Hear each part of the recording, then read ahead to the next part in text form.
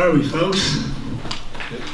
Good? Yeah, congratulations on a flawless performance in there. When 30-24, I know you predicted 8-minute knockout, but when you hear 30-24 against Neil Magny, it's got to feel pretty good. I fucking told you guys I'm so good. And I don't sit here like a dickhead saying it. I mean it. I know what I've trained with the best in the world. I know what I'm capable of. I know what I'm able to go in there and do to these people. My timing, my speed is just different. But it's my intelligence. It's my intelligence. Today I could have absolutely went there and got that finish. Or I could have ended up getting fucking choked out because I was silly and I made a mistake. So what I did was I just took my time. I clinically just disposed of them in every single which way. Who's done that to Magny? Nobody. When was the last time you had a 30-27? 30-24, sorry, my fault. Been a while. Khabib Barboza, maybe? A long time ago. Well, I just did it tonight. Well, obviously the leg kicks played a major factor, and he could barely put any weight on it. So how early into the fight did you know that leg was coming? I am with two. I put him on his ass twice in a row. The first two kicks of the fight. Yeah. The first two shots, exchanges, he went on his ass and I was like, oh my goodness, this is going to be a long night for you. That guy's going home in a wheelchair. And I fucking said it. Tonight, he's being walked home by someone in a wheelchair. And he's going to go home and he's going to sit and reflect on everything he's ever fucking done in life. I whooped his ass tonight. And he better sit there and think, fuck, I might need to change my life. I have to ask, between rounds, you obviously gave him the finger. You had some words for him after. He said, get the fuck out of my face. He said, fuck you, bitch. Tell me what to do. What did you tell him after the fight? When I went to him at the very end, I said, hey, respect after battle. I respect any man that's willing to step into the octagon with me. You have to. You have to respect someone. Firstly, Neil took the fight on 7 days' notice. But also, I took the fight on 7 days' notice. There's not many people who do that. I went from two opposite ends of the spectrum, and I showed up and I made that happen. I made what I did tonight was so easy, so clinical, but it was so special. The energy that I was able to get from that Boston crowd, the energy that I soaked up, it was so much fun. Well, to kind of go off of that, we saw the videos of the open workout you did yesterday. Like, not many people are holding open workouts in a pub 12 hours before their fight or so. So how would you describe this whole week for you in general? So look, I'm very blessed that the way I carry myself, the way that I train, the way that I prepare for fights, the way that I cut weight, the way that I do absolutely everything is elite of the elite. There is no one that does it better than me, and you can argue that all day, but the truth of the matter is, I'm able to hold open workouts in front of thousands of fans in a pub in Boston. I was this close to pushing the boundaries. My wife was with me and she said, if you step foot outside on that street and hit pads, you're going to get put in prison tonight because there's a riot law. I was like, fuck it, that'd be a great story. That'd be a great story if the boys are like, he has a fight tonight, we need to pull him out, we need to bail him out. I was like, that would be genius. But I also have a visa that I need to keep, so I need to be super smart, right? But it's just so much fun.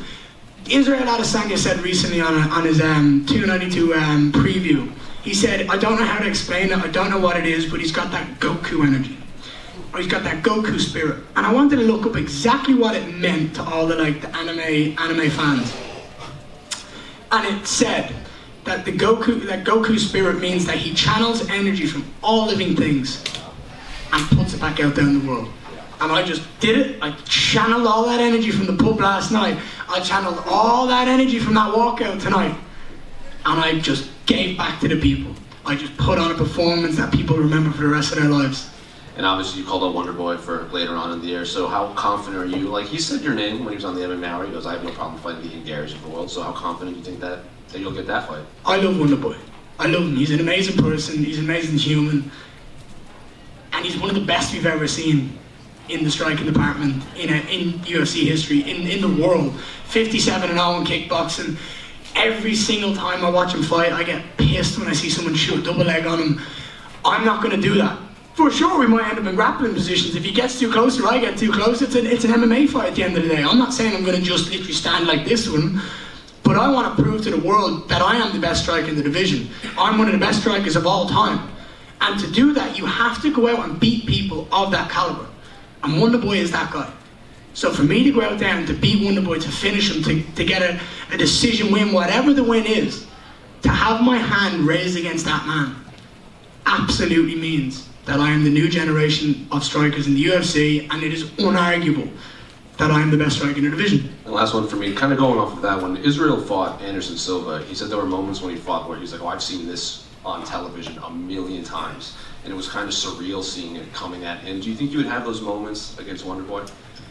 Yes and no. Israel and Izzy have a very, very similar game set, like game plan, game set. Like everything they do is very, very similar. And they're both elite at what they do. Like in their primes, could you imagine seeing those two go at it in the prime? Amazing, right? It's a dream matchup.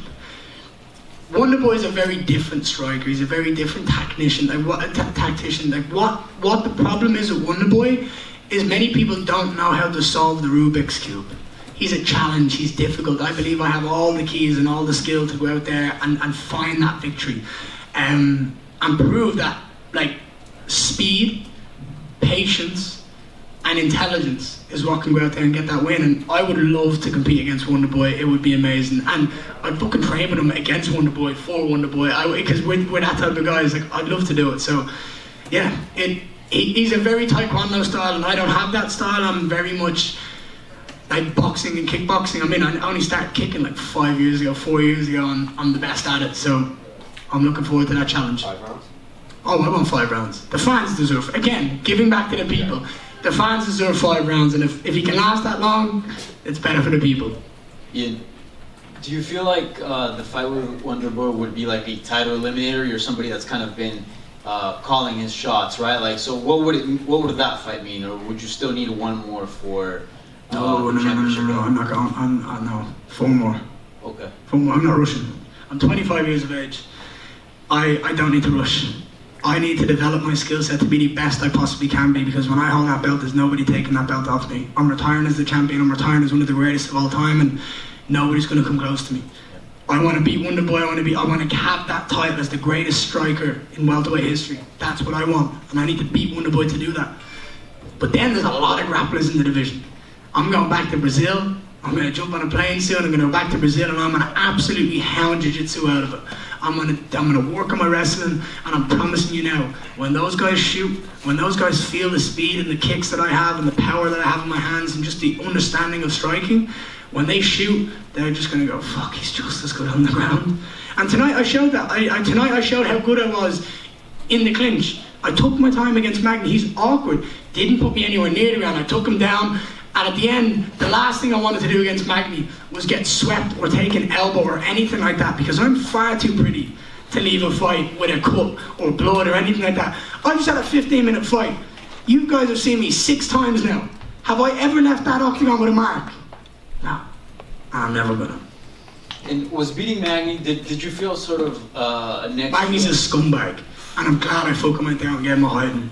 Because the shit he said at that press conference to you guys last week, I don't know how none of you picked up on that, by the way.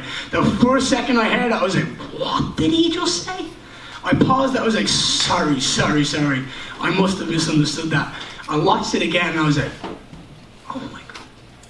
You cannot say something like that and get away with it. It seems that brought something out of you. So fucking right it did. You It's justice. That you have some bad blood now going into a fight? Look, my baby sat over there in the corner over here. Right? I know from my life, I was a pest as a kid. Look at me, I'm the exact type of person that's gonna cause trouble. Do you know what I mean? I got a fucking whack at a wooden spoon. That doesn't mean I go and fucking do it to him. No, you break the cycle. And I see a lot of these comments being like, oh, this. If you want to be better and you want to change the world, don't do what you don't want to do to yourself. Break the fucking cycle, be a better human, be a better man, and let's change the fucking world. And don't ever touch a fucking kid. That's my attitude, and I don't think there's anyone in this room that's going to fucking disagree with me. And if you do, come talk to me.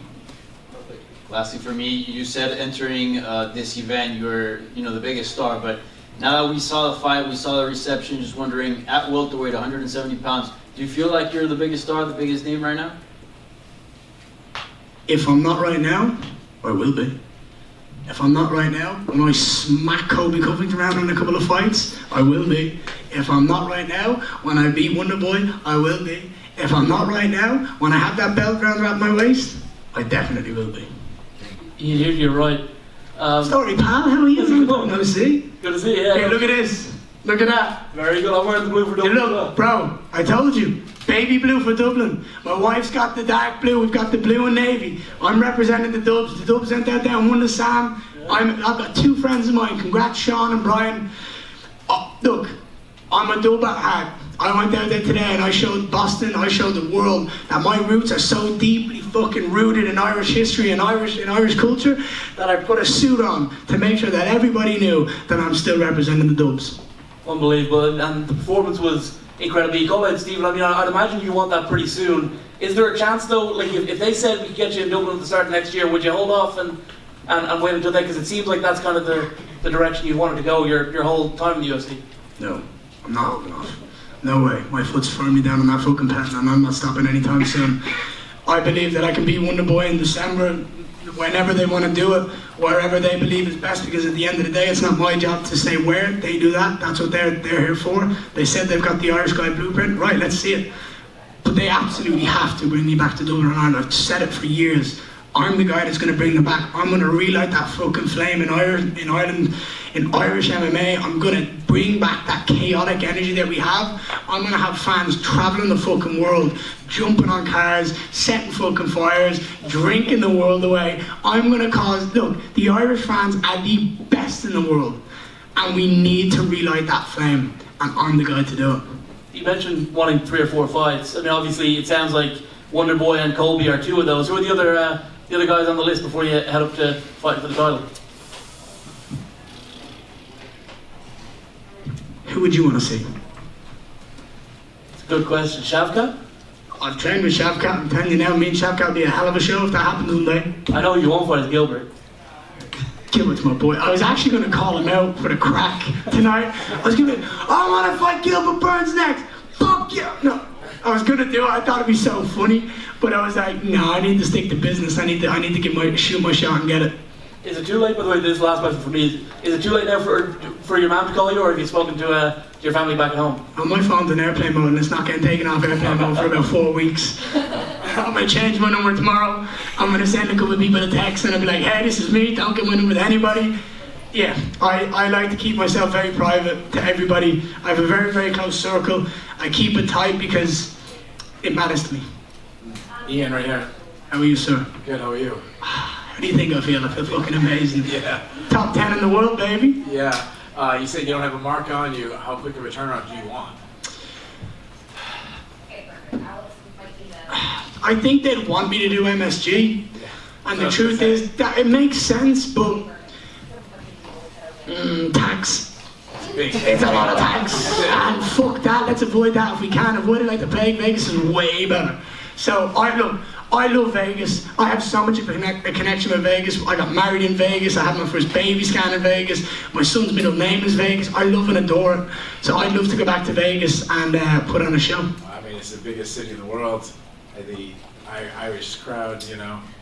I'd be excited to do it. I think that would be an awesome 5-round fight in Vegas for the fans. I'm just never finding the fucking apex. I can promise you that. So one thing that a storyline with you and Maggie was Maggie's never really been a trash talker. You got in his head. You got him trash talk.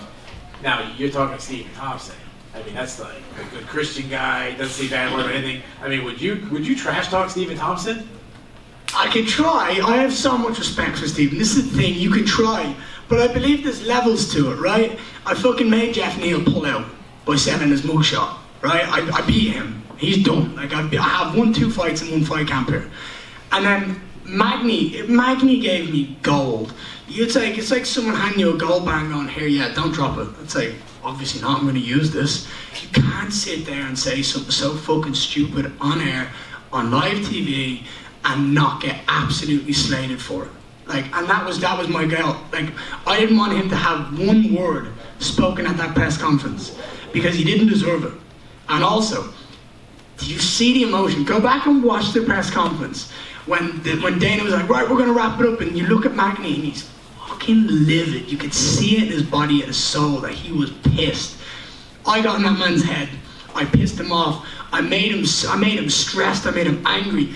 And don't think for a second that when he went home at night that he was livid. When he weighed in and I seen him there, that he was livid. And every time I looked at him and smiled, that he was like, oh, I'm gonna break that kid's face. Well, what happened? He got his fucking ass handed to him. Justice is amazing. And you mentioned, you said you want 4 fights so you can continue to build your skills. Well, what's one area you said, this is the area that I need to build to be the best pound for pound fighter in the world? I think the best thing for me, is jiu-jitsu. I think to have world-class jiu-jitsu means that I can strike with anybody on the planet, beat anybody on the planet, and do it flawlessly. Right? And if anything goes sideways, whether he takes me down, whether I get dropped, whatever happens in life, the minute my butt touches that cage, and the minute my butt touches that mat, we're grappling. Wrestling's done. So for me, the world-class striking, and I want to be a world champion in jiu-jitsu. I might compete in the Worlds this year in jiu-jitsu if I can as well. If I fight in December, I might compete at the Worlds this year and go out and get an official world champion in no-gi jiu-jitsu. So we'll see. Because I've got it. Trust me. You guys haven't fucking seen it. I haven't shown anybody it, but it's there. And you want to ask people? Go ask Gilbert Burns. Go ask Felipe Pena. Go ask fucking Wagner Hoscher. Go ask all of these elite world-class jiu-jitsu practitioners that I've trained with, and they'll tell you that I can grapple. And my last question is, you're saying it's a flawless victory, and I agree. The only negative I heard was at one point, I think twice, you actually put your hand over the cage. And the broadcast team was saying that that's illegal. Did they? No, I didn't put my hand over it ever. I put my hand on it. And keep saying, get your hand off. I said, I'm just resting. I'm chilling out here. What's he going to do? Hey, look, if you go back and watch it and my hand goes over, you're right. Oh, I'm not. No. Well, watch. If you go on and it's over, like a chicken wing, you're right. If it's like this, I'm right. And I'm goddamn sure that my hand didn't come down on that thing. I can promise you that. I was just chilling. There was nothing he was doing. So I'm like, shit, all right, I'm just going to lean here and take my time. Congratulations. Thank you. Let's do 3 more. 1, 2, 3. Jose, finish. It's bash it out. If difficult fights are learning experiences, and like you said, not a lot of 30-24s pop up, what can you learn from a fight like this? That I am absolutely sensational at what I do. That's the truth. I can learn that when I talk the talk and I walk the walk, that I am fucking honest to myself. And the truth is, I took that fight in 7 days' notice, and look how good I looked against a guy that I had fuck all time to prepare for. I'm elite. Sir, Ian back right over here. How are you, sir? Good, you, sir. I'm fucking amazing. So you mentioned earlier in the week that a lot of people over in Europe will be staying up really late to watch you fight tonight. Yes. What's your message to all those people back home who are maybe on their 3rd cup of coffee trying to enjoy the fight? I hope it was worth the wait. I hope we put on a show that you'll always remember. I remember being that guy that was sat at home at 5 o'clock in the morning watching Gilbert Burns and Kamaru Usman with my friends on the couch, having pizza, fucking drinking coffee, drinking Monster, drinking everything we possibly could to keep our body up. I'll never forget those moments. So I hope that kids that are in that position, I hope they just enjoy it as much as I did when I was in that position, because it's memories you make for a lifetime. I remember all of Conor's fights. I remember everywhere I was. I remember who I was with. I remember what I was doing, because it's emotionally invested. So I hope people are emotionally invested. I hope they feel the energy, and I hope they go and have a fucking great night. Thank you, Ian. Thank you so much. Ian, all good? Right, thank you so much. Onwards and upwards from here, if that's possible. Thank you so much.